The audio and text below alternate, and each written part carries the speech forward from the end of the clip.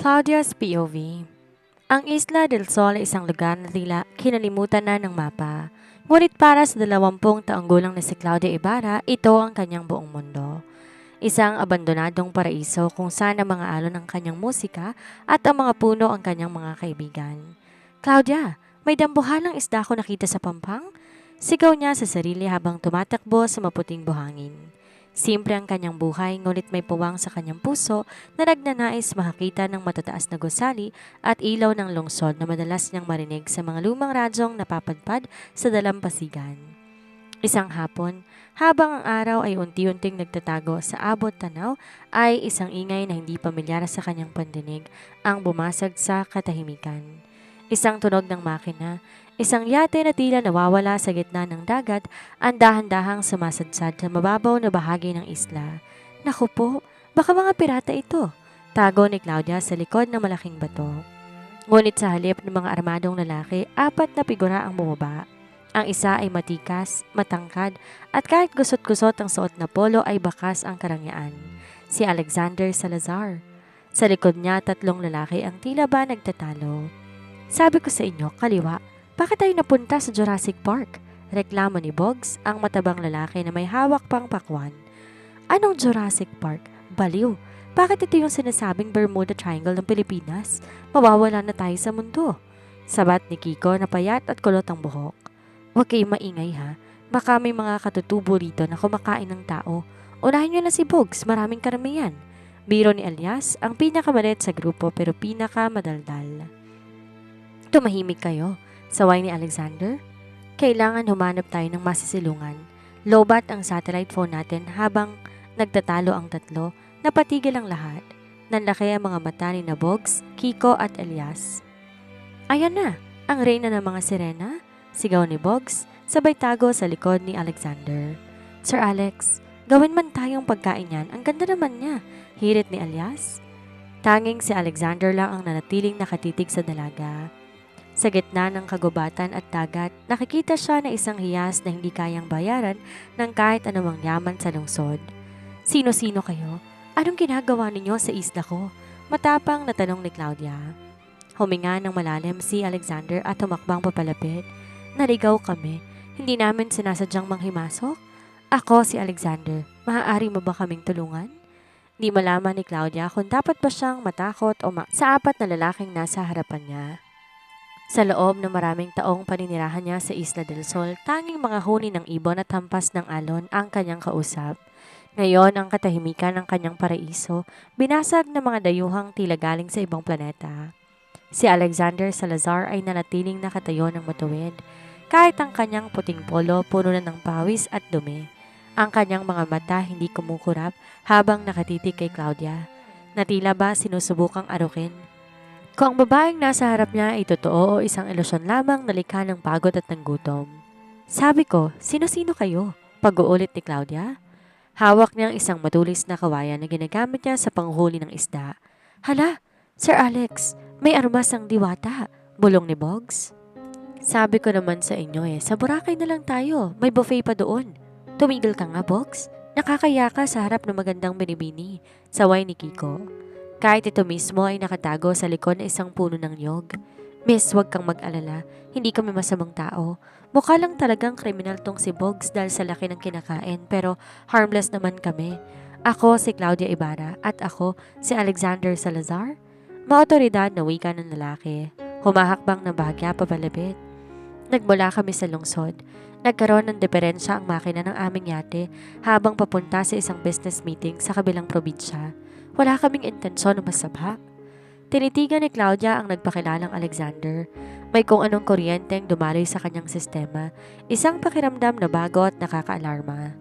Lungsod? Bulong niya. Ang salitang yon ay parang isang kanta sa kanyang pandinig. Totoo nga. Totoo nga na may mga tao doon? Maya-maya ay biglang sumingit si Elias. Oo, miss. Maraming tao doon. May Jollibee, may mall, at may mga Grab driver na kasing gwapo ko. Kung tutulungan mo kaming makasurvive dito, baka po pwede ka naming isama pag alis namin. Pero sa ngayon, baka pwedeng makahingi ng tubig? Tuyot ang lalamunan ni Sir Alex. Baka maging tuyo na rin kami nito. Napabuntong hininga si Claudia. Binaba niya ang kanyang kawayan.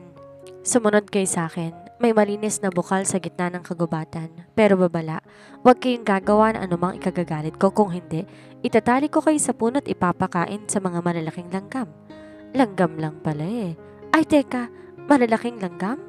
Gulat na sigaw ni Boggs habang mabilis sumusunod sa paglalakad ni Claudia.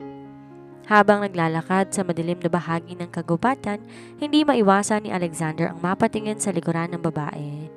Ang bawat takbang ng dalaga ay puno ng grasya kahit na nakaapak lamang ito. May kakaibang bango itong dala, amoy ng dagat at sariwang bulaklak ng dapo. Gaano ka na ba katagal dito? Tanong ni Alexander, nais basagin ng tensyon. Simula nang magkaroon ako ng isip, maikling sagot niya nang hindi lumilingon. Dito ako iniwan ng tadhana at dito na rin ako tatanda. Hindi ba't nakakalungkot ang mag-isa? Napatigil siya at lumingon kay Alexander. Ang liwanag ng buwan na sumisilip sa mga dahon ay tumatama sa kanyang mukha. Mas nakakalungkot ang mapaligiran ng maraming tao, ngunit wala namang nakakita sa'yo. Dito nakikita ko ang kalikasan. Kayo, bukas o makalawa aalis din kayo, pero ako, mananatili ako. Ramdam ni Alexander ang bigat sa mga salita ni Claudia. Sa mundo niya sa lungsod, napapaligiran siya ng libo-libong tao, ngunit madalas nararamdaman niyang nag-iisa siya sa gitna ng kompetisyon at plastik na pakikipag-ugnayan. Sa unang pagkakataon, nakaramdam siya ng koneksyon sa isang estranghero. Aray, Sir Alex, yung binti ko may humahalik, tiri ni Boggs. Baliw, sanga lang yan ang damo. Masyado kang maarte eh. Mas makinis pang binti mo sa mukha ko eh, bulyaw ni Kiko. Shh, may naririnig ako. Ani naman ni Elias sabay hinto. Lahat sila'y napatigil. Isang malakas na kaluskos ang narinig mula sa madilim na bahagi ng mga palumpong. Anong nandoon? Kabadong tanong ni Alexander. Isang malaking baboy ramo ang biglang lumabas at sumugod sa direksyon ni Boggs. Baboy na, galit sa kapwa baboy. Sigaw ni Boggs habang tumatakbo ng mabilis. Kahit pahirap tong dalhin ang sariling bigat, nagkanya-kanya ng akit sa puno si Kiko at Elias, habang si Alexander mabilis na humarang sa harap ni Claudia para protektahan ito. Ngunit bago pa makalapit ang baboy ramo, mabilis na kumilos si Claudia. Sa isang iglap, nilabas niyang isang maliit na pito mula sa kanyang leeg at umihip ng malakas. Pagkatapos ay tinapon niya isang piraso ng prutas sa kabilang direksyon. Ang baboy ramo ay tila nahihipnotismo, huminto at dahan-dahang sinundan ng prutas papalayo sa kanila. Nanatiling nakayakap si Alexander sa kanya. Ang mga bisig nito mahigpit na nakapulupot sa bewang niya. Naramdaman niya ang mabilis sa tibok ng puso ng lalaki, isang ritmo na tila ba sumasabay sa sarili niyang kaba. Dahan-dahan siyang kumawala sa hagpos ng lalaki. Ligtas na, hindi sila nananakit kung alam mo kung paano silang kakausapin. Tumingala si Alexander sa kanya at bakas ang pagkamangha. Sino ka ba talaga, Claudia Ibarra? Ako lang ang babaeng magliligtas sa inyo sa islang to, sagot niya ng may tipid ng ngiti. Lumipas ang 3 araw sa Isla del Sol na tila ba isang panaginip para kay Claudia. Ang tahimik niyang mundo na puno ng sigaw, ingay, tawanan at mga kakaibang presensya ni Alexander Salazar. Sa bawat sandaling magkasama sila, mula sa pagkuha ng tubig sa bukal hanggang sa panonood ng paglubog ng araw, nararamdaman niya na unti-unti siyang hinihigop ng isang emosyon na hindi niya kailanman inakala na iiral. Ngunit sa likod ng mga ngiti, mayroong tensyong namumuo. Sir Alex, kailangan na nating makahanap ng signal? Seryosong bulong ni Boggs habang naglalakad sila sa pampang.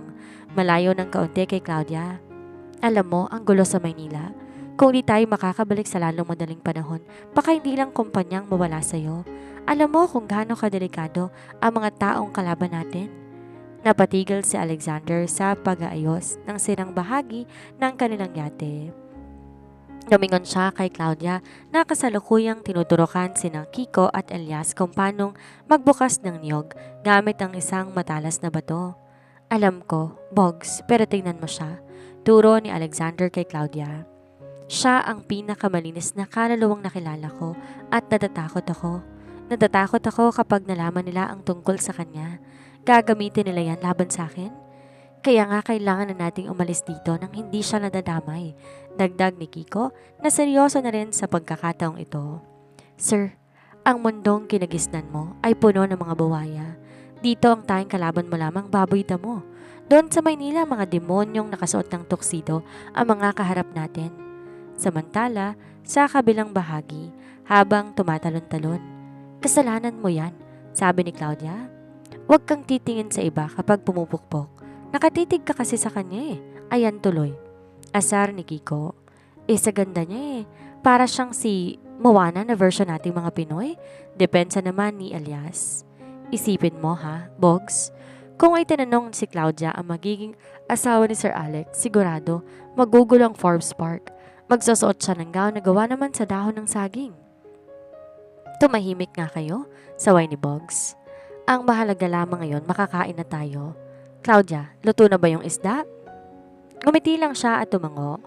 Lumapit siya kay Alexander na nakatayo malapit sa tubig. Mukhang malalim ang iniisip nito. May problema ba sa lungsod ninyo? Inawakan ni Alexander ang kamay niya. May mga bagay lamang na mahirap talagang ipaliwanag. Ang mundong tinitirahan ko, hindi to kasing payapa ng islang to. Minsan ang kaligtasan nakukuha lang sa pamamagitan ng paglayo. Di niya naiintindihan ang ibig sabihin ng binata, ngunit nararamdaman niya ang init ng palad nito. Sa sandaling yon, ang paligid biglang nagdilim. Isang malakas na kulog ang bumasag sa hangin. Ang payapang dagat biglang naging magulo.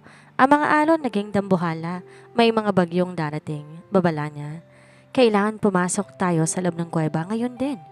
Nagmamadali, tumakbo ang grupo patungo sa mataas na bahagi ng isla. Pagdating sa loob ng kuweba, habang ang tatlo ay nanginginig sa ginaw sa isang sulok, naiwan sila ni Alexander sa tapat ng maliit na apoy na kanilang ginawa.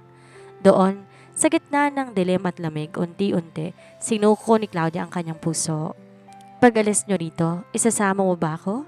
Tanong niya habang ang mga mata ay puno ng pag-asa. Natahimik si Alexander. Gusto niyang sumagot ng oo. Ngunit ang anino ng kanyang mga kalaban sa Maynila ay tila ba nakamasid sa kanila. Alam niyang kung isasama niya si Claudia, ihahatid niya ito sa kapahamakan. Ngunit kung iiwan niya ito, malulungkot siya ng gusto. Claudia, gagawin kong lahat para lang maging masaya ka. Tanging naisagot niya, bago dahang-dahang dinampi ang kanyang mga labi sa noo ng dalaga. Di nila alam sa labas ng isla, isang itim na helicopter ang paikot-ikot sa gitna ng bagyo. Ang mga kalaban ni Alexander nagsisimula na silang hanapin at ang kaligtasan ni Claudia ay nakasalalay sa isang masakit na desisyon na kailangan nilang gawin. Ni Alexander, paghupa ng bawat alon. Habang mahimbing pang natutulog ang tatlo, sa loob ng kuweba, maagang nagising si Alexander. Pinagmamasdan niya ang mukha ng dalaga na mahimbing ding natutulog. Patawad, mahal ko? Bulong niya habang ang boses nanginginig sa pigil na emosyon. Kung isasama kita, magiging target ka. Papaslangin ka nila para makuha ko. Di ko kaya na makita kang duguan sa lungsod na matagal mo ng pangarap. Dahan-dahan siyang tumayo, nilapitan ng kanyang mga kasama. Gising, ihanda ang yate. Ngayon din? Sir, ngayon na? Gulat at tanong ni Bogs habang nagkukuskus ng mata.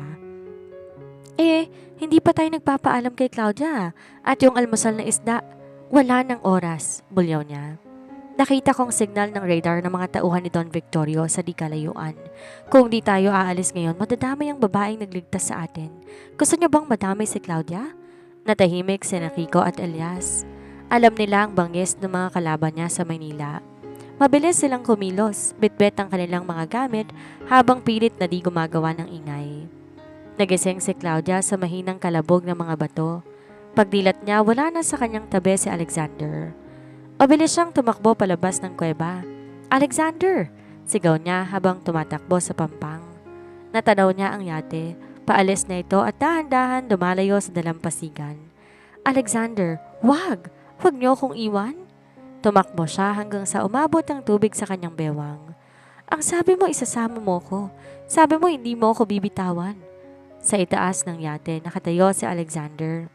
Nakatingin siya kay Claudia habang ang kanyang mga kamay ay nakakuyom ng mahigpit sa rehas ng barko. Gusto niyang tumalon. Gusto niyang balikan ang dalaga. Ngunit alam niya na yun ang huling bagay na dapat niyang gawin kung gusto niya itong mabuhay. Sir, umiiyak na siya. Parang pinipiga ang puso ko. Naiiyak na ring sabi ni Elias habang kumakaway ng pilit. Kiko, paandarin mo na yan ng mabilis. Huwag niyo na siyang tingnan. Utos niya habang ang sarili niyang mga luha malayang dumadaloy sa kanyang pisngi. Alexander, walang hiya ka. Bakit? Sigaw ni Claudia. Sinubukan niyang lumangoy at pilit na hinahabol ang yate. Ngunit ang malalakas na alon ng pagsigid ay tila ba humahadlang sa kanya. Sabi mo mahal mo ko. Sinungaling ka? Napagod na ang kanyang mga braso. Napagod na ang kanyang boses.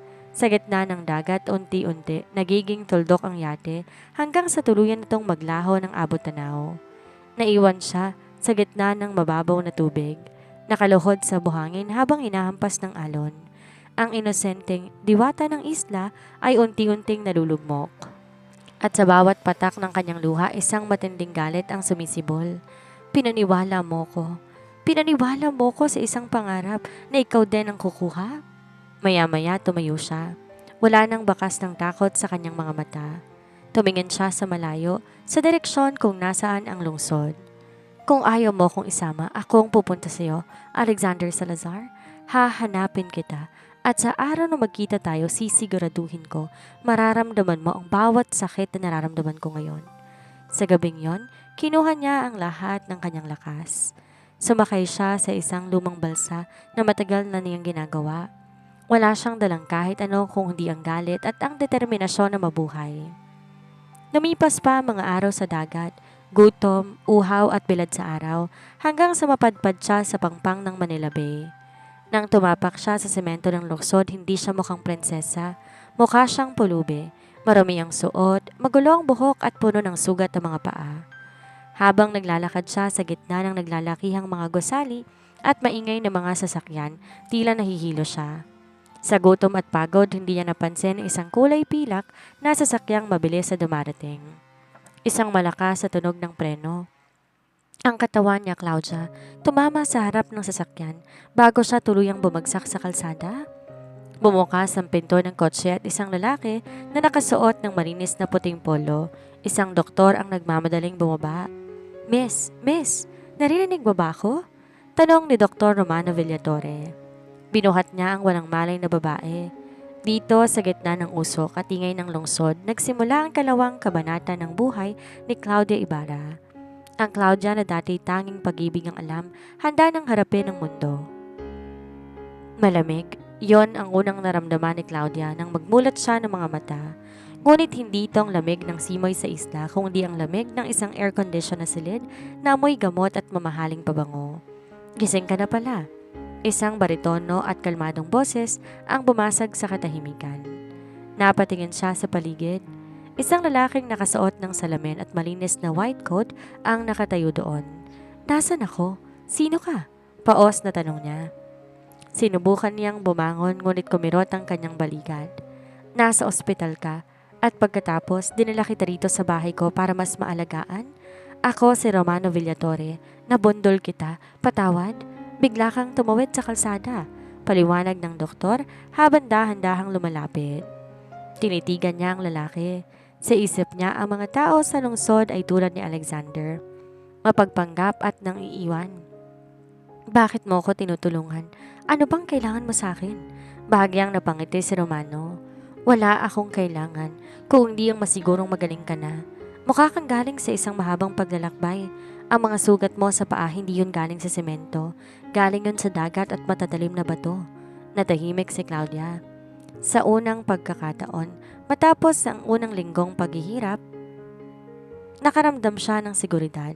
Ngunit ang pusong sugatan hindi madaling magtiwala. Lumipas ang mga buwan. Sa ilalim ng pangangalaga ni Romano, unti-unting nagbago ang anyo ni Claudia. Ang dating sunog sa araw na balat naging makinis at maputi. Ang magulong buhok naging maganda. Tinuruan siya ni Romano kung paanong kumilos, paanong magsalita ng may otoridad at kung paanong humawak ng baso ng alak sa mga sosyal na pagtitipon. Bakit mo to ginagawa para sa akin, Romano? Tanong niya, isang gabi habang nasa balkonahe sila ng mansyon. Nakasuot siya ng isang simpleng itim na bestida na lalong nagpalitaw sa kanyang taglay na kagandahan. Nilapag ni Romano ang kanyang baso. Dahil nakikita ko sa mga mata mo ang isang babae na may malaking pangarap pero pinagkaitan ng pagkakataon. Claudia, gusto kitang protektahan. Gusto kong ibigay sa iyo ang mundong pinagkait sa iyo ng taong nanakit sa iyo. Hinawakan ni Romano ang kamay niya. Claudia, pakasalan mo ko. Hindi kita pipilitin na mahalin ako agad, pero hayaan mong ako ang maging sandigan mo habang binubuo mo ang sarili mo. Tiningnan ni Claudia ang kumikinang na mga ilaw ng Maynila sa ibaba. Sa bawat ilaw na yon, alala niya ang pangako ni Alexander na napako. Naalala niya ang sakit ng pag-iwan sa kanya sa isla. Tinatanggap ko, Romano, sagot niya na walang halong pag-aalinlangan. Pero kailangan mong malaman, ang babaeng pakakasalan mo, hindi ng inosenteng si Claudia ng isla. Ang babaeng to ay may mga multong hindi pa nahihimlay. Hihintayin ko mga araw na mapagod ang mga multong yon, bulong ni Romano bago hinagka ng likod ng palad niya. Habang nagaganap ang isang marangyang pagbabago sa buhay ni Claudia, sa kabilang panig ng lungsod, sa loob ng isang madilim na opisina ng Salazar Tower, hindi mapakali si Alexander. Sir Alex, uminom ka muna. Kanina ka pa nakatitig sa dagat mula sa bintana, sabi ni Boggs habang inilalapag isang baso ng juice. Nahanap niyo na ba siya, boss? Tanong niya rito. Sir, yung balsa na nakita natin sa pampang ng Maynila, wala nang tao doon, sabi ng mga otoridad. Baka nilamon na raw ng dagat. Malungkot na balita ni Kiko mula sa pintuan. Walang nakakaalam kung nasan si Claudia. Napahampas siya ng sariling lamesa. Hindi, buhay siya. Nararamdaman ko, hindi siya pwedeng mawala nang hindi niya nalalaman ng totoo. Sir, galit sa iyong langit, sabat ni Alias na seryoso sa unang pagkakataon. Kung buhay man siya, sigurado kung hindi kanya gustong makita. Iniwan natin siya sa gitna ng kawalan. Hindi siya sumagot. Kinuha niya ang isang maliit na kwintas na gawa sa kabibe. Isang alaala mula kay Claudia noong nasa isla pa sila. Hinawakan niya to ng mahigpit hanggang sa dumikit ang talim ng kabibe sa kanyang palad. Hahanapin kita, Claudia. Kahit abutin ako ng habang buhay, hihingi ako ng tawad, panata niya. Ngunit hindi alam ni Alexander na ang Claudia ang hinahanap niya ay wala na. Ang Claudia na kanyang iniwan, pinalitan na ng isang eleganteng si Mrs. Claudia Villatore. Isang babaeng hindi na naghahanap ng puzzle ay isang imbitasyon para sa isang malaking anibersaryo ng ospital ni Romano. Kung saan ang panauhing pandangal walang iba kundi ang pinakamalaking investor ng lungsod, ang nag-iisang si Alexander Salazar. Makalipas ang 8 taon. Handa ka na ba, mahal ko? Tanong ni Romano habang dahan-dahang yumayakap sa kanyang likuran. Hinagka ng doktor ang kanyang balikat. Ikaw ang magiging bituin ng gabing to. Ang Villatore Medical Center mapupuno ng pinakamakapangyarihang tao sa bansa. Ngumiti siya, isang iting praktisado at walang bahid ng kaba. Handa na ako, Romano. Salamat sa lahat ng binigay mo sa akin. Samantala, sa labas ng Grand Ballroom ng Manila Diamond Hotel, isang itim na Rolls Royce ang huminto. Bumaba ang 3 lalaking nakasuot ng tuxedo na tila di pa rin sanay sa formal na kasuotan. Aray, Kiko! Itong korbata ko parang bitay na. Di ako makahinga. Reklamo ni Boggs na lalong lumaki ang tiyan. Tumahimik ka nga, Boggs. VIP guest tayo dito. Isipin mo na lang. Libre ang buffet sa loob. Huwag mong ipapahiya si Sir Alex. Saway ni Kiko na ngayon head of security na ni Alexander. Pero teka, bakit pa tayo nandito? Sabi ni Sir Alex. Ayaw na niyang umattend sa mga ganitong party simula nung, alam niyo na. Maya-maya, bumukas ang pinto ng sasakyan. Lumabas si Alexander. Sa edad na 35, mas naging matikas siya. Ngunit ang kanyang mukha ay balot ng kalungkutan na di kayang itago ng kanyang kayamanan. Nandito tayo dahil ang Villatore Medical Center ang pinakamalaking charity partner natin. Kailangan natin ng magpakita, malamig na sabi niya. Pumasok na tayo. Ayokong magtagal dito. Pagpasok nga nila sa ballroom, ang lahat ng mga matay lumingon. Si Alexander Salazar ang pinaka-eligible bachelor ng bansa, ang mailap na bilyonaryo. Ngunit hindi ang mga taong tinitingnan niya. Ang kanyang paningin nakatuon sa entablado kung saan nakatayo ang host ng gabi.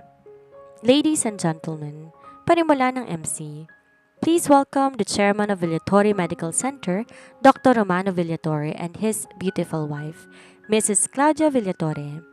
Parang huminto ang mundo ni Alexander. Kita niya dahan-dahang bumaba si Claudia sa hagdanan habang nakahawak ng braso si Romano. Kagad nagtama ang kanilang paningin. Claudia, bulong niya. Nabitawan niya ang baso ng champagne na hawak. Sir Alex, siya yun, ang diwata ng isla? Nanlalaki ang mga mata ni Boggs. Hindi ako po pwedeng magkamali. Yung nunal niya sa bandang leeg, siya yun. Pero asawa siya ni Dr. Romano? Gulat na sabi ni Kiko. Lumapit si Romano at Claudia sa kinaroroonan niya. Ang bawat segundo ay tila ba isang oras para sa kanya. Mr. Salazar, I'm glad you made it. Masayang bate ni Romano. Di napapansin ang tensyon. I'd like you to meet my wife, Claudia. Claudia, this is Alexander Salazar, the man who funded our new pediatric wing. Tumingin si Claudia ng direkta sa mga mata ni Alexander. Walang bakas ng pagkilala, walang bakas ng luha. Tanging isang malamig at eleganteng ngiti ang makikita at binibigay niya. It's a pleasure to finally meet you, Mr. Salazar. Marami na akong narinig tungkol sa inyo, lalo na ang tungkol sa inyong kagalingan sa paghawak ng mga bagay na mahalaga sa inyo. Halos hindi makahinga si Alexander. Ang boses na yon ang boses na tumatawag sa kanya sa pampang 8 taon ang nakakaraan. Claudia, ikaw ba talaga yan?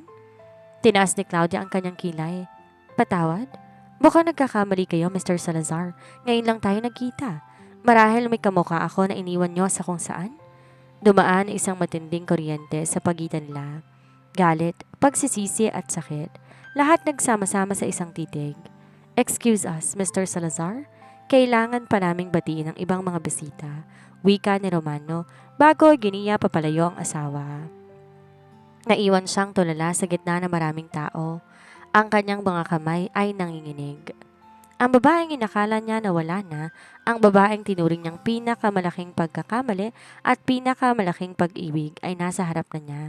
Ngunit hindi na ito ang babae na handang gawin ang lahat ng para sa kanya. Ito na ngayon ang babae na handang pumaslang sa kanya. Sir, anong gagawin natin? Tanong ni Elias. Tumingin siya sa papalayong bulto ni Claudia. Huwag niyo siyang lulubayan ng tingin.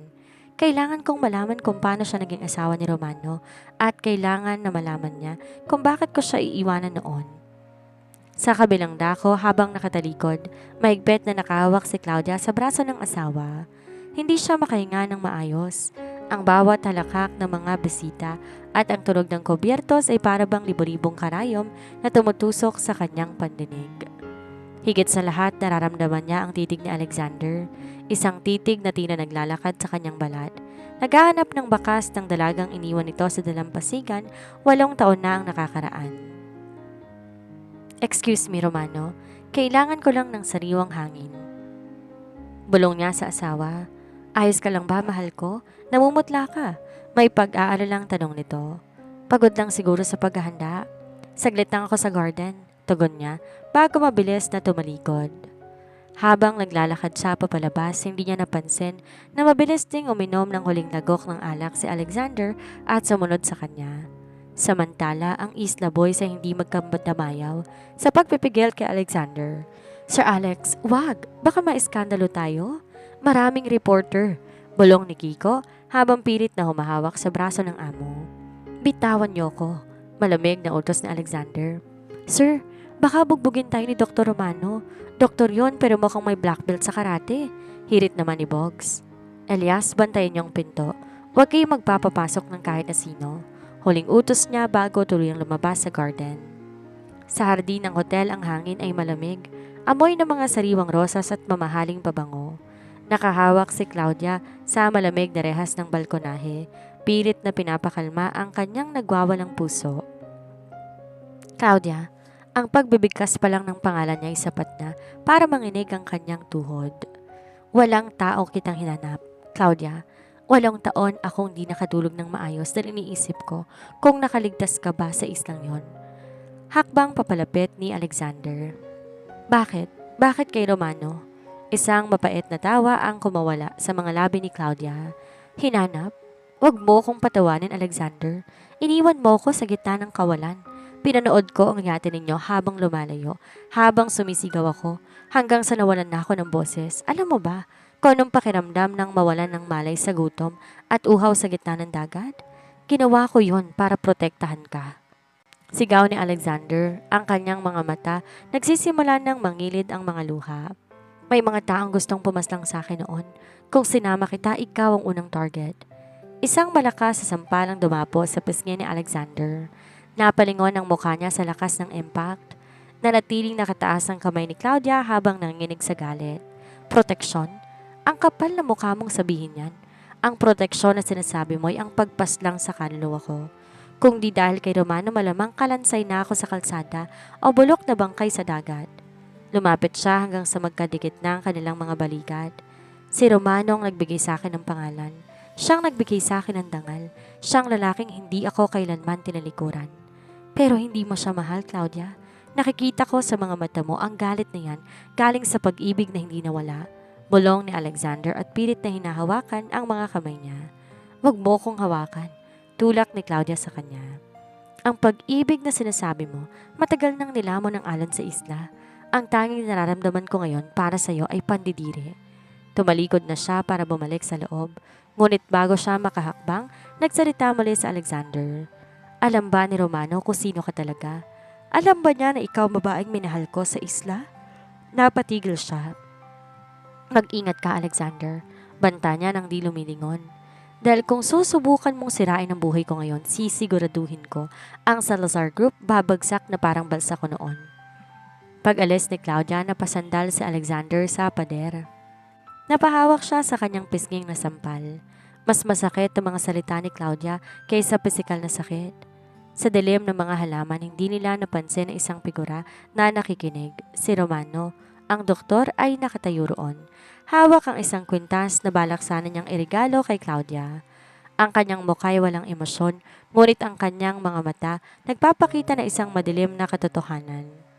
Hindi na nagulat si Romano na magkakilala ang dalawa. Sa katunayan, may isang lihim si Romano na hindi alam ni Claudia at lalong hindi alam ni Alexander. Ang pagliligtas niya kay Claudia, 8 taon nang nakakaraan ay maaaring hindi isang aksidente. Pagpasok sa loob ng kanilang marangyang suite sa hotel, ang katahimikan ni na Claudia at Romano ay mas nakakabingi pa kaysa ingay ng party sa ibaba. Tinanggal niya ang kanyang takong. Ang kanyang mga paa ay nanginginig pa rin mula sa engkwentro kay Alexander sa garden. Masaya ka ba sa gabing to, Claudia? Tanong ni Romano habang dahan-dahang tinatanggal ang kanyang tuxedo. Oo, Romano. Isang matagumpay na gabi para sa ospital. Sagot niya nang di tumitingin sa asawa. Direkta siyang naglakad patungo sa banyo upang umagalis ng make-up. Ngunit bago pa niya mahawakan ang pinto, mabilis na humarang si Romano. Hinawakan siya sa magkabilang balikat at isinandal ito sa pader. Hindi ito ang malamyos na Romano na nakilala niya. Ang mga mata nito ay madilim at puno ng posesibong alab. Anong pinag-usapan ninyo ni Alexander sa garden? Tanong nito. Wala, nagkamali lang siya ng akala. Iniisip niya na kilala niya ako, pagsisinungaling niya. Huwag mo kong lokohin, Claudia. Nakita ko kung paano kanya tingnan kanina at nakita ko kung paano mo siya sinampal. Ang sampal na yon, hindi yun galing sa isang estranghero. Galing yun sa isang babaeng niloko. Bahagya siyang natigilan. Alam mo?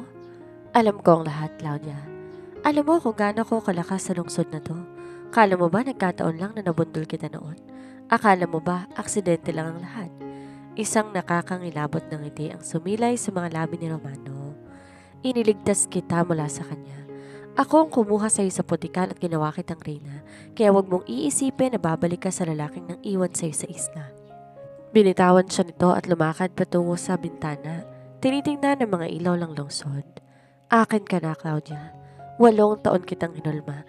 Hindi ko hahayaang sirain ni Alexander ang obra maestra ko. Naiwan siyang nanginginig. Sa unang pagkakataon, naramdaman niya na ang mansong tinitiran niya ay hindi isang palasyo, kundi isang gintong kulungan. Samantala, sa isang bar sa ibaba ng hotel, di mapakali ang Isla Boys habang nanood sa alak si Alexander sa isang sulok. Sina Bogs, Kiko at Elias nagbubulungan sa isang mesa. Mga pre, may hindi tama rito, sabi ni Kiko habang tinitingnan ng kanyang cellphone. Inutusan niya ang kanyang mga tauhan na security na i-background check si Dr. Romano Villatore. Anong hindi tama? Bukod sa mas gwapo si Sir Alex, ano pang problema? Biro ni Totoy pero agad siyang binatukan ni Bogs. Seryoso tayo dito, Elias. Tingnan niyo to. Pinakita ni Kiko ang isang lumang digital file. Nung panahong nawawala tayo sa isla, ang pamilya ni Romano ang pinakamalaking supplier ng mga kagamitang medikal sa mga tauhan ni Don Victorio. Ang mortal na kaaway ni Sir Alex? Nanlaki ang mga mata ni Boggs. Ibig mong sabihin, konektado si Romano sa mga taong gustong pumuslang kay Sir Alex noon? Higit pa ron, dagdag ni Kiko. May isang witness report dito. 8 taon lang nakakalipas. May isang misteryosong sasakyan na nakitang umaaligid sa pampang ng Maynila bago pa man mabundol ni Romano si Claudia. Tila ba hinihintay niya talaga ang pagdating ng balsa ni Claudia? Naku po, walalas ni Elias. Ibig sabihin ginamit lang ni Romano si Claudia para makaganti kay Sir Alex? O baka ginamit niya si Claudia para kontrolin ang emosyon ni Sir? Kailangan natin sabihin to kay Sir Alex, sabi ni Boggs, sabay tingin sa kanilang amo na kasalukuyang nakatitig sa kawalan. Hawak ang kwintas na kabibe. Biglang tumayo si Alexander. Boggs, Kiko, Elias, ihanda niyo lahat ng impormasyon tungkol kay Romano. Kung inaakala niyong nanalo na siya dahil nasa kanya si Claudia, nagkakamali siya. Sir, anong gagawin natin? Tanong ni Kiko. Isang matalim na ngiti ang gumuhit sa kanyang mga labi.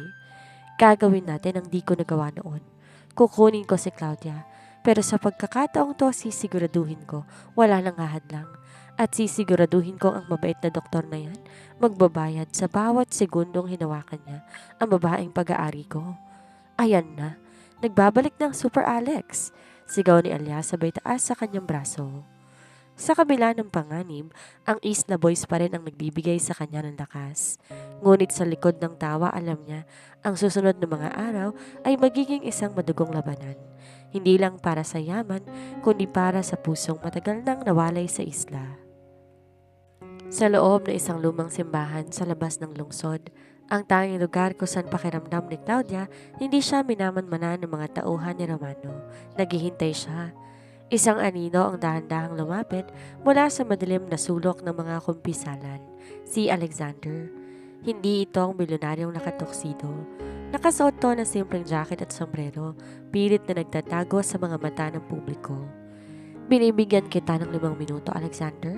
Maraing sabi niya. Anong kailangan mo? Kung hihingi kang muli ng tawad, itigil mo na. Wala nang puwang ang salitang yan sa akin. Di ako naririto para sa tawad mo, Claudia. Nandito ako para iligtas ka. Mabilis na sagot niya. Humakbang siya papalapit dito. Alam mo ba kung sino talaga ang pinakasalan mo? Si Romano. Hindi siyang tagapagligtas na inaakala mo. Natawa na mapait si Claudia. At ikaw ang tagapagligtas? Ang lalaking nang iwan sa akin sa gitna ng dagat? Iniwan kita dahil sa mga tauhan ni Don Victorio. At alam mo ba kung sino nagbibigay ng pondo at impormasyon sa kanila noon? Ang pamilya Villatore. Sigaw ni Alexander na binalot ng gulat ang mukha niya. Claudia, hindi aksidente ang pagkakabundol niya sa'yo. Hinintay ka niya. Ginamit ka ni Romano para magkaroon ng alas laban sa akin. Ginawa ka niyang asawa para sa bawat gabing katabi mo siya, alam niya. Unti-unti akong pumapanaw sa selos at galit. Napaatras siya sa nalaman. Hindi totoo yan. Si Romano, minahal niya ako. Minahal ka ba niya? O minahal niya ang ideya na pag-aari niya ang kaisa-isang bagay na hindi ko makuha-kuha? Madieng tanong ni Alexander. Tingnan mo ang paligid mo, Claudia. Bawat kilos mo, bawat tawag mo, alam ni Romano. Hindi ka asawa, Claudia. Isa kang tropeyo sa isang digmaang hindi mo alam na kasali ka. Samantala, sa labas ng simbahan, sa loob ng isang itim na van, hindi mapakali ang Isla Boys. Pre, ayon ang sasakyan ni Romano. Paparating na. Hiyaw ni Elias habang nakasilip sa bintana. Anak ng, paano niya nalaman na nandito tayo? Kabadong tanong ni Boggs habang binubuksan ang kanyang laptop para i-jam ang mga signal sa paligid. May GPS ang singsing ni Claudia? Sagot ni Kiko na makita ang ulat sa kanyang screen. Matalinong doktor na yan. Hindi niya hinahayaang lumayo ang biktima niya. Kiko, Elias, harangin ninyo ang sasakyan ni Romano. Kahit anong paraan, wag na siyang hahayaang makapasok sa loob habang di pa natatapos si Sir Alex. Utos ni Boggs. Mabilis na bumaba si Kiko at Elias. Hinarangan nila ang kalsada gamit ang kanilang katawan. Mabilis namang nakahinto ang sasakyan. Maya-maya, bumaba si Romano. Ang mukha nito hindi na ang maamong doktor. Ang kanyang mga matay nanlilisik sa galit. Umalis kayo sa daan. Kung ayaw ninyong dito ko kayo ilibing. Dok, relax lang. Baka ma-high blood ka. Sayang naman ang klinik mo. Biro ni Elias bagamat nanginginig ang kanyang tuhod. Mag-usap muna tayo tungkol sa Sa vitamins. Ano magandang vitamins para sa mga taong mahilig mang-agaw ng di sa kanila? Sinubukan ni Romano na dumaan, ngunit mabilis siyang hinarang ni Kiko. Pasensya na, Dok. May emergency surgery pa po sa loob. Bawal ang istorbo? Sa loob ng simbahan, narinig ni Claudia ang gulo sa labas. Kailangan mo nang umalis, Alexander? Kabadong sabi niya. Sumama ka sa akin, Claudia. Ngayon na. May yating naghihintay sa atin sa pier. Pabalik tayo sa isla at doon tayo magsisimulang muli. Pagsusumamo ni Alexander. Tinitigan niya ang binata. Ang pag-ibig at galit ay nagbabanggaan sa kanyang puso. Ngunit bago siya makasagot, ang pintuan ng simbahan bumukas ng malakas. Pumasok si Romano at may hawak na isang itim na envelope. Claudia, lumapit ka rito. Utos nito. Romano, totoo ba? Totoo ba na hinintay mo ko para lang makaganti kay Alexander? Naglakad si Romano papalapit at inabot ang envelope. Buksan mo yan at malalaman mo kung sinong totoong traidor. Nang buksan niya ang envelope, kagad siyang natigilan.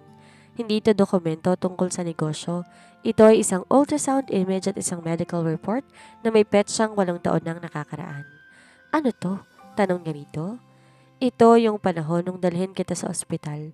Nalaman kong nagdadalang tao ka, Claudia? Malamig na sabi ni Romano. Pero dahil sa trauma ng dagat at sa pag-iwan niya sa'yo, nawala ang bata. Ako ang naglibing sa anak ninyo, habang ang lalaki niya nagpapakasasa sa kanyang yaman sa Maynila. Nanlaki ang mga mata ni Alexander. Ano? May anak tayo?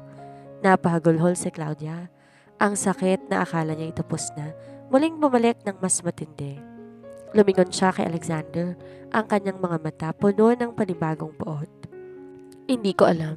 Hindi ko na alam na may nawala sa akin ang dahil sa'yo. Ngayon, Alexander, sabi ni Romano habang umahakbang sa tabi ni Claudia at inakbayan niya ito. Sino sa atin ang totoong pumaslang sa kinabukasan niya? Ako na nag-alaga sa kanya? O ikaw na pumaslang sa sarili mong anak dahil sa kaduwagan mo? Naitulak ni Claudia si Romano at maging si Alexander hindi niya nilapitan.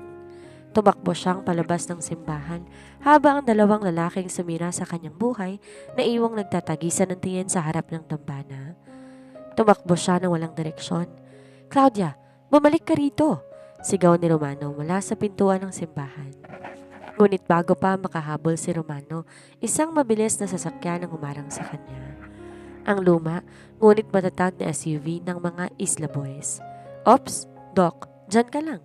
Ani Elias, habang pilit binubuksan ang pinto ng sasakyan para mahila si Claudia at Alexander papasok. Sumakay na kayo, ngayon na, siyaw ni Kiko. Walang pag-aalinlangan, sumakay ang dalawa. Humarurot ang sasakyan palayo at iniwan si Romano na nakatayo sa gitna ng kalsada. Sa loob ng sasakyan, nakaupo si Alexander sa tabi ng babae. Anak natin, bulong niya. Claudia, sumpa man hindi ko alam. Kung alam ko lang na nagdadalang tao ka, hindi kita iiwan. Kahit pumanaw pa ako sa pampang na yun. Huwag mo kong hawakan, Alexander, sigaw nito. Pareho kayong traidor. Ikaw iniwan mo ko sa kawalan. At si Romano, ginamit itong bangkay ng anak ko para itali ako sa kanya ng 8 taon. 8 taon niyang tinagong katotohanan. Natahimik ang buong sasakyan. Ang bigat ng hangin sa loob ay sapat na para pigilan ang paghinga ng sinuman. Sir, anong plano natin? Tanong ni Boggs. Nakamonitor mga tauhan ni Romano sa bawat checkpoint. Alam nila, nasa sasakyan natin, si Claudia. Dalhin niyo kami sa safe house sa La Union. Utos ni Alexander. Kailangan natin magpalamig at kailangan magpahinga ni Claudia. Pagdating sa safe house, isang tago at simpleng rest house malapit sa dagat, agad pumasok si Claudia sa isang kwarto at nilak ang pinto. Naiwan ang 4 na lalaki sa sala na tila mga batang napagalitan. Sir Alex, uminom ka muna. Abot ni Boggs ng isang baso ng tubig. Hindi natin kasalanan ng lahat. Niluto ni Romano ang tadhana ni Claudia. Pero ako ang nagbigay sa kanya ng apoy para lutuin yon, Boggs. Sagot niya rito. Kung naging matapang lang ako noon, kung di ko pinakinggan ang takot ko. Sir, tapos na yun. Singit ni Elias habang nag-aayos ng kanilang gamit. Ang mahalaga ngayon, mailayo natin si Claudia sa baliw na doktor na yun. Alam niyo ba, chinek ko yung medical records na nakuha ni Kiko kanina. Hindi lang basta itinago ni Romano ang tungkol sa bata. Anong ibig mong sabihin? Tanong ni Kiko. Dito sa report, turo ni Elias sa screen ng tablet. Sinasabing binigyan ni Romano si Claudia ng mga gamot pampakalma sa loob ng 8 taon. Hindi lang to para sa trauma. Ang gamot na ito unti-unti binubura ang ilang bahagi ng memorya at ginawang dependent ng pasyente sa nagbibigay ng gamot. Nagtagis sa mga bagang niya sa narinig. Pinapainom niya ng lason si Claudia para hindi ito makaalis. Sa madaling salita, sir, ginawa nitong zombie si Claudia sa ilalim ng pagmamahal niya, dagdag ni Boggs. Kaya pala tuwing sinusubukan ni Claudia na magtanong tungkol sa nakaraan, bigla tong nawawalan ng malay o sasakit ang ulo. Hindi yun trauma, sir, yun ay side effect ng lason ni Romano. Maya-maya, biglang narinig nila ang isang basag na baso mula sa kwarto ng babae. Mabilis siyang tumakbo, sinara ang pinto. Nakita nila si Claudia nakaupo sa sahig. Hawak ang isang litrato ni Romano na nakita nito sa drawer ng rest house. Pinunit-punit niya ito gamit ang kanyang mga kamay hanggang sa dumugo ang kanyang mga daliri. Gusto ko siyang iligpit, Alexander. Bulong nito habang tulala. Gusto ko siyang makitang mawalang lahat sa kanya. Gaya ng pagkawala ng lahat sa akin. Lumuhod siya sa harap ng babae at tinawakan ng madugong kamay nito. Gagawin natin yan, Claudia. Sabay nating pababagsakin ng lalaking yon. Pero kailangan mong magpalakas dahil bukas tatapusin na natin ang larong sinimulan niya. Sa kabilang banda, sa labas ang mga headlight ng sasakyan ni Romano ay parang mga mata ng halimaw, nagmamasid sa dilim. Sir Alex, pumasok na sila sa perimeter? Sigaw ni Kiko habang kinakas ang kanyang armas. Hindi to basta usapan lang, sir.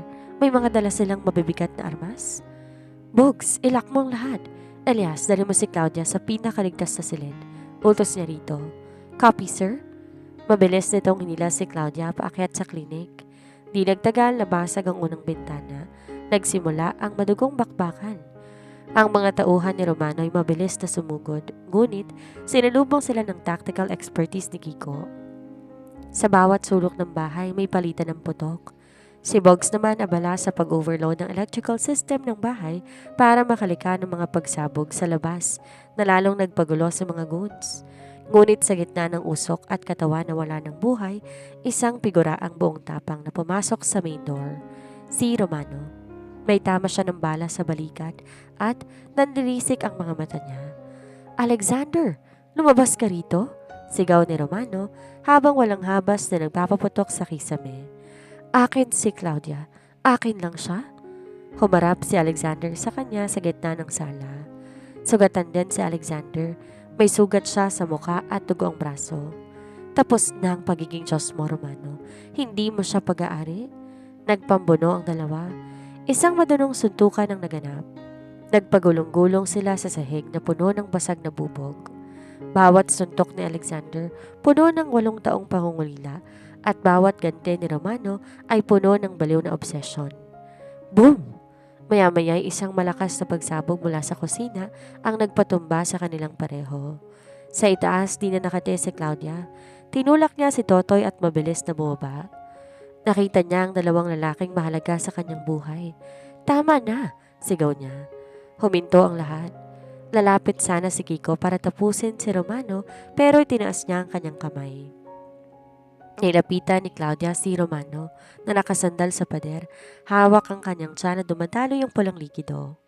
Tinutukan niya si Romano ng armas. Claudia, huwag kang lalapit sa kanya. Pinrotektahan kita. Minahal kita. Minahal mo ko sa parang sinira mong pagkatao ko, Romano. Mahinahong sabi niya. Dahan-dahan niyang hinawakan ang dulo ng armas ni Romano at tinutukto sa sarili niyang dibdib. Kung sa tingin mo, sayo ko, sige. Kalabitin mo ang gatilyo. Tapusin mo ko rito gaya ng pagpaslang mo sa alaala ng anak ko. Nabitawan ni Romano ang armas. Humagulhol siya. Isang iyak na isang lalaking tuluyan ang gumuho ang mundo. Tumingin siya sa kanyang mga kamay na puno ng dugo at ng lason. Sa unang pagkakataon nakita niya ang tunay na Claudia, isang babaeng hindi niya kailanman nakuhang kaluluwa. Patawad, bulong ni Romano habang dahan-dahang bumibigay ang kanyang katawan dahil sa dami ng nawalang dugo. Patawad, Claudia, sa bawat gamot na binigay ko. Sa bawat araw na ninakaw ko sa inyo ni Alexander, patawad. Tumingin si Romano kay Alexander na hirap ding nakatayo sa kabilang panig. Alexander, ilayo mo siya rito. Bago pa magbagong isip ko, bago pa ako lamunin muli ng inggit ko. Malaya ka na, Claudia. Malaya ka na sa impyernong ginawa ko. Maya-maya, dumating ang mga pulis at ambulansya. Binuhat ng mga medic si Romano na wala ng lakas lumaban. Naiwan sina Alexander at Claudia sa gitna ng wasak na safe house. Lumapit si Alexander at niyakap siya na mahigpit. Wala na siya, Claudia. Tapos na. Bulong nito. Hindi pa, Alexander. Tugon niya habang nakatingin sa malayo. Magsisimula pa lang tayo at sisimulan natin yon sa lugar kung saan mo ko iniwan. Sa isang sulok, si Elias ay napaupo sa sahig habang hawak ang kanyang mukha. Grabe yon. Mas matindi pa sa pelikula ni Tanggol. Pero Sir Alex, yung pizza ko kanina, mukhang nayupi na sa labas. Pwede bang mag-order ulit bago tayo pumunta sa isla? Natawa ng mahina si Alexander. Bogs, Kiko, ihanda ang yate. Babalik tayo sa Isla del Sol. Ang hangin sa isla ay tila may dalang bulong ng nakaraan. Habang dahan-dahang dumaong ang yate sa pampang, di mapigilan ni Claudia ang panginig ng kanyang mga kamay. 8 taon ang lumipas.